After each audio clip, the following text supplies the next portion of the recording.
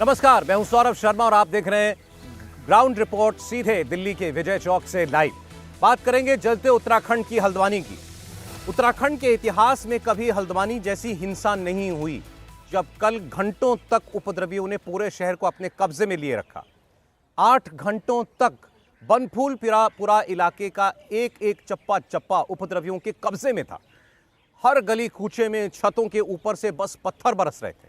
निशाने पर थे अतिक्रमण पर कार्रवाई करने के लिए गए पुलिस वाले। सैकड़ों पुलिस वालों को घेर कर उनके ऊपर पत्थरबाजी की गई, मारा पीटा गया, जानलेवा हमला किया गया।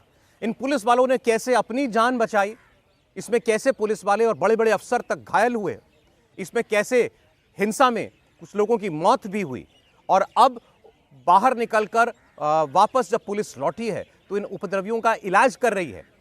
बनफूलपुरा की हिंसा की पूरी ग्राउंड रिपोर्ट और इनसाइड स्टोरी देखिए इस रिपोर्ट में।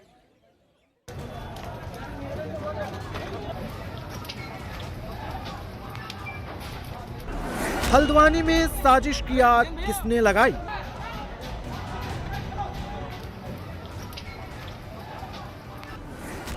थाने में पुलिसकर्मियों को जिंदा जलाने का षड्यंत्र।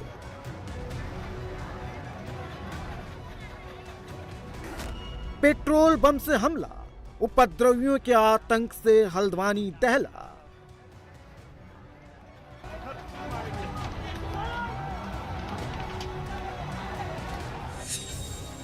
हाथ में पत्थर, सिर पर धर्म विशेष की टोपी।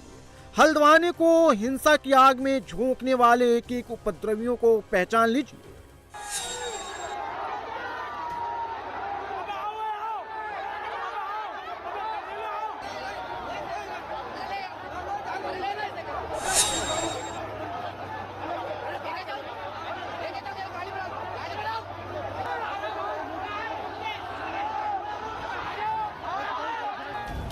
यूसीसी के पास होने के ठीक 16 घंटे बाद उपद्रवियों ने हल्द्वानी के बनफूलपुरा को आग के शोले में बदल दिया। 1000 से ज्यादा उपद्रवियों ने थाने पर हमला कर दिया। अंदर पुलिस फोर्स थी, सीनियर अधिकारी थे, मजिस्ट्रेट थे, सभी को घेर लिया। थाने में हमारे मजिस्ट्रेट थे, हमारे पुलिसकर्मी थे, हमारे ऑफिसर्स थे, हमारी कुछ मशीनें थी, टीमें थी, असला था, बहुत सारी चीजें थी। तो थाने को घेरा गया। थाने के अंदर जो लोग बैठे हुए थे उनको बाहर नहीं निकलने दिया गया। उन पर पहले पथराव किया गया, फिर पेट्रोल बम फेंके गए। थाने के बाहर खड़े वाहनों में आग लगा दी गई। उसका जो धुआं था आगजनी का, वो धुआं सारा थाने में भर गया और अंदर जो ऑफिसर्स थे उनको सफोकेशन होने लगा। तो पहले अनाउंस करा गया, आंसू गैस के गोले छोड़े गए, अनाउंस करा गया लाउड स्पीकर पर कि आप लोग डिस्पर्स हो जाएं, अन्यथा हमको बल प्रयोग करना पड़ेगा। उसके बाद पानी की बौछार भी अग्निशमन के माध्यम से करी गई ताकि उस आग को बुझाया जा सके और जो लोग अंदर फंसे हुए हैं उनको सफोकेशन से बचाया जा सके, ये भी किया गया। उसके बाद भी जब वो मॉब डिस्पर्स नहीं हुआ तो कुछ जगह से ये सूचना आई कि जो रिवॉल्वर होते हैं या वैध या अवैध है वो सब जांच का विषय है। जो भी असलहे हैं, जो भी आर्म्स हैं, उनके माध्यम से कुछ फायरिंग स्टार्ट करी गई थाने पर डायरेक्टली। थाने में अंदर जो टीमें थी उन पर डायरेक्टली। उसके बाद जो है फोर्स इस्तेमाल करने के आदेश दिए गए, कर्फ्यू इम्पोज करा गया, फायर ओपन करने के आदेश दिए गए। कमर के नीचे फायर ओपन करने का हमारे स्थानीय मजिस्ट्रेट ने वहां ऑर्डर किया। इस स्थिति को देखते हुए, हमारी टीमों की सुरक्षा को देखते हुए थाने में खड़ी गाड़ियों को दंगाइयों ने फूंक दिया, बाइक को जला डाला, पत्थरबाजी की गई। थाने के बाहर हर एक चीज को आग के हवाले कर दिया गया। बनफूलपुरा की गलियों में पुलिसकर्मियों को घेर कर जान से मारने की कोशिश की गई। ये थाना अध्यक्ष के ऑफिस के अंदर ये पत्थर देखिए, ये ईंट देखिए और ये हाल देखिए यहाँ पर किस तरह के हैं। ये कुर्सी है जहाँ पर थाना अध्यक्ष बैठते हैं और ये कांच यहाँ पर देखिए टूटा हुआ, ये सब पड़ा हुआ है। तो ये स्थिति कितनी भयावह उस वक्त रही होगी और उपद्रवियों को जो मौका है वो मिल गया, उन्होंने थाने को घेर लिया। और ये कंप्यूटर का हाल और जो कूलर है अंदर उनका हाल देखिए। ये स्थिति है। देखिए हर तरह से बिखरा हुआ ये कंप्यूटर, ये फाइलें, जो ये कॉपियां है जली हुई, वो यहाँ पर नजर आ रही है। ये देखिए, ये कंप्यूटर देखिए किस तरह से दिखाई दे रहे हैं आपको, क्या हाल इनका हो गया है। पूरी दीवार, सोचे कि थाने के अंदर की मैं तस्वीरें दिखा रहा हूं आपको। ये शायद जो दीवार का हाल देखिए कि पूरी तरह से जल चुकी है, और जो भी इलेक्ट्रॉनिक सामान था वो यहाँ पर राख बन चुका है एक तरीके से। तो ये स्थिति है। ये एसी, ये फोटो स्टेट की जो मशीन है वो नजर आ रही है। क्या हाल यहाँ पर हो गया है। और भी बहुत सारी जो इलेक्ट्रॉनिक सामान यहाँ पर था वो पिघला हुआ, जला हुआ आपको यहाँ पर दिखाई देगा। दर्जनों जो वाहन है आपको जले हुए नजर आएंगे। ये गाड़ी देखिए, उसके अलावा बाइक जितनी भी यहाँ पर खड़ी थी, ऑटो रिक्शा, सबको यहाँ आग के हवाले किया गया। थाने का जो बोर्ड था वो भी आपको जला हुआ यहाँ पर दिखाई देगा। जो आग की लपटें थी वो ऊपर तक पहुंच रही थी, और पूरा जो बोर्ड है, नाम जो लिखा हुआ था थाना बनभूलपुरा, ये पूरा एक तरीके से जल गया है। अंदर भी बहुत ज्यादा नुकसान हुआ है, और वो भी तस्वीरें हमने आपको दिखाई। इस गली में भी देखिए, सिर्फ सामने नहीं बल्कि जितने भी वाहन थे आसपास थाने के, सब आग के हवाले। बाइकें, स्कूटर या फिर ऑटो, तमाम जो है वो यहाँ पर एक तरीके से जले हुए दिखाई दे रहे हैं। पुलिस का जो वाहन जो पुलिस इस्तेमाल करती है, अभी भी देखिए कि धुआं अभी तक उठ रहा है। हल्द्वानी में उपद्रवियों ने करीब 5 घंटे तक हिंसा की। एक गली से दूसरी गली में पत्थरबाजी और आगजनी करते रहे। उपद्रवियों के निशाने पर स्टेट पुलिस के जवान थे, प्रशासन था। ऐसा लग रहा था कि हिंसा की आग अब बुझने वाली नहीं। हम मौके पर तो पहले पथराव शुरू से हो गया, 1 घंटा करीब चला। जितनी देर जैसे भी चले पथराव चलता रहा। वहाँ जैसे पुलिस रिटर्न हुई ना वहाँ से, फिर हमें गली कूचों में घेर लिया गया। अच्छा। गली कूचों में सब जगह ऊपर से छतों से पत्थर आ रहे थे, आगे जा रहे थे तो आगे से पत्थर आ रहे थे। कोई निकलने का हमारा साधन था ही नहीं। जेसीबी मशीन को घेरा पहले, और वहाँ पर आंसू गैस छोड़ गए भगदड़ मचाने के लिए, जो हमारे ऊपर ही वो हावी हो पड़ी। उस कारण में एक गाड़ी में बैठा, वो नगर निगम में गाड़ी थी, तो आगे गाड़ी जा नहीं पा रही थी, जाम लगा था, तो गाड़ी के शीशे ही फोड़ दिए लोगों ने। गाड़ी के शीशे फोड़े तो हमको गाड़ी के अंदर घुस घुस को मारा उन लोगों ने उस टाइम। अराजक तत्वों ने थाने को चारों तरफ से घेर लिया।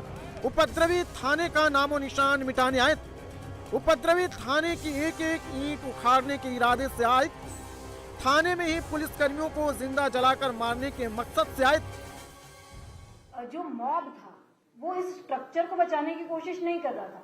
वो हमने जितना वीडियोस में देखा, हमने जितना महसूस करा, वो अथॉरिटीज को अटैक करने की कोशिश कर रहा था। It was not against any community.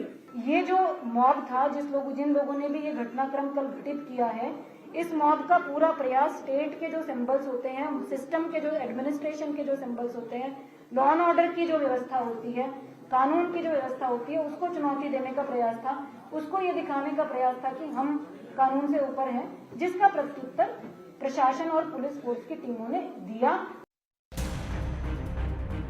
Haldwani में बनभूलपुरा में हिंसा की प्लानिंग अराजक तत्व 1 हफ्ते पहले ही कर चुके थे, जब पुलिस की टीम बनभूलपुरा में मलिक के बगीचे में मौजूद अवैध मदरसे और नमाज स्थल को हटाने का नोटिस चस्पा करके आई। और पुलिस प्रशासन की टीम जैसे ही 8 फरवरी को मलिक के बगीचे में बने अवैध स्ट्रक्चर को हटाने पहुंची, भीड़ इकट्ठा होने लगी। 2 घंटे में 1000 से ज्यादा लोगों की भीड़ इकट्ठा हो गई। उधर पुलिसकर्मी और प्रशासन की टीम अवैध निर्माण को हटा रही थी, तो इधर भीड़ नारेबाजी कर रही थी। इसके बाद क्या हुआ वो भी देख लीजिए।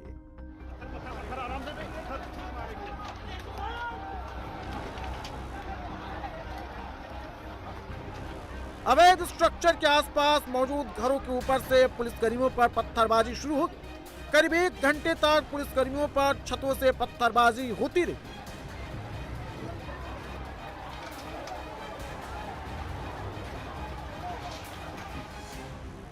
काफी लंबे समय से हल्द्वानी के अंतर्गत सरकारी पेड़ संपत्तियों को अलग अलग क्षेत्रों में बचाने का, सुरक्षित करने का, अतिक्रमण मुक्त कराने का अभियान चल रहा है। उसी के क्रम में इस प्रॉपर्टी पर, जो कि खाली प्रॉपर्टी है, जिसमें 2 स्ट्रक्चर्स हैं जो कहीं पर भी ना तो किसी धार्मिक संरचना के रूप में रजिस्टर्ड है, ना ही किसी प्रकार से मान्यता प्राप्त है। उन स्ट्रक्चर्स को कुछ लोग मदरसा कहते हैं, कुछ लोग उसको नमाज स्थल कहते हैं, लेकिन उसका विधिक रूप से दस्तावेजों के अंतर्गत कोई अस्तित्व वर्तमान में नहीं है। हल्द्वानी में इंटरनेट सेवाएं बंद कर दी गई है। पूरे इलाके में कर्फ्यू लगा दिया गया है। सभी स्कूल कॉलेज को बंद कर दिए गए। उपद्रवियों को देखते ही गोली मारने का आदेश है। इस हिंसा में 2 लोगों की जान गई है, जबकि 100 से ज्यादा पुलिसकर्मी घायल हैं। हम बहुत बच के आए, बहुत। एक घर के अंदर पथराव हुए, एक घर के अंदर घुस गए हम लोग। अंदर घुसे हम कम से कम 15-20 लोग घुसे थे। उसके बाद बाहर से जो है फिर उन्होंने आग लगाने की कोशिश करी, पथराव करे, सब कुछ करा उन्होंने। बड़ी मुश्किल से जान बचा के आए हम लोग। फिर हमारा फोर्स काफ़ी देर बाद हमारा फोर्स आया, फिर निकल के आए। जो पत्थरें लगे ऊपर से इधर उधर से, बहुत बहुत बहुत कंडीशन खराब, बहुत ज़्यादा। बहुत मुश्किल से बच के आए हम लोग आज। कितने लोग थे, कितने लोग? हम लोग तो अरे पूछो मत, हर जगह से, हर गलियों से, हर जगह से पथराव हो रहे थे वहाँ पे। तो हर गली से, छतों से भी, घरों नीचे से भी, क्योंकि गलियाँ घेर ली थी उन लोगों ने। चारों तरफ से गलियाँ भी घेर ली थी, छतों से भी आ रहे थे। बहुत लगे, बहुत ज़्यादा। फिर वहाँ से हम लोगों ने फ़ोन करा, इधर उधर फ़ोन करा, लोकेशन भेजी।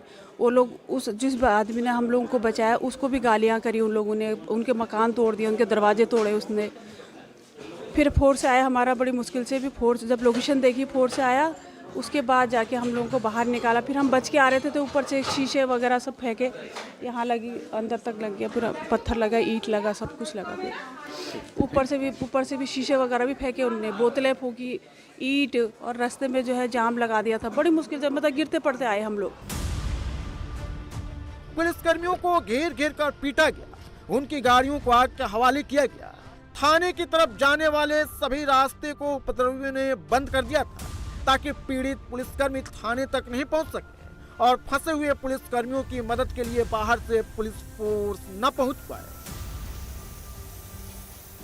ये कुछ उपद्रवी जो है उनको हमने गिरफ्तार किया, कुछ उपद्रवी हमारे कब्जे में है। बाकी लोगों का चिन्हीकरण हम लोगों ने कर लिया है। 3 एफआईआर इस मामले में रजिस्टर हो रही है। अभी हमारे कब्जे में 4 उपद्रवी हैं जिन्होंने इस मोहम में भड़काने का काम किया है और जो थाने पर करने का काम किया है। 4 उपद्रवी हमारे कब्जे। जो हमने चिन्हित किया अभी तक की जो है उसके हिसाब से लगभग 15-20 लोग ऐसे हैं जिन्होंने इस सारे मोहम को भड़काने का काम किया है। बनपुलपुरा और अफगानी शहर में माहौल खराब करने की कोशिश की है और इस मोहम को यूज करते हुए स्टेट को और जिला प्रशासन को चैलेंज करने की कोशिश की है। तो ऐसे लोगों के खिलाफ हम एफआईआर कर रहे हैं और जिसमें ये जितने भी लोग हैं इनके खिलाफ पुलिस सख्त कार्रवाई करेगी। जितना भी सरकारी प्रॉपर्टी का जो डैमेज हुआ है इनकी वसूली इनसे की जाएगी। इनके खिलाफ सख्त कार्रवाई की जाएगी और आगे के लिए एग्जाम्पल सेट किया जाएगा कि कोई भी कमेटी या कोई भी आदमी अगर स्टेट को चैलेंज करने की कोशिश करेगा, जिला प्रशासन को चैलेंज करने की कोशिश करेगा या किसी सरकारी कर्मचारी पर जानलेवा हमला करेगा तो उनके खिलाफ स्टेट बहुत सख्ती से निपटेगा। ऐसे लोगों के लिए एग्जाम्पल सेट करेगा। फिलहाल हल्द्वानी में शांति है। चप्पे चप्पे पर पुलिस की निगरानी है। उपद्रवियों की धरपकड़ जारी है।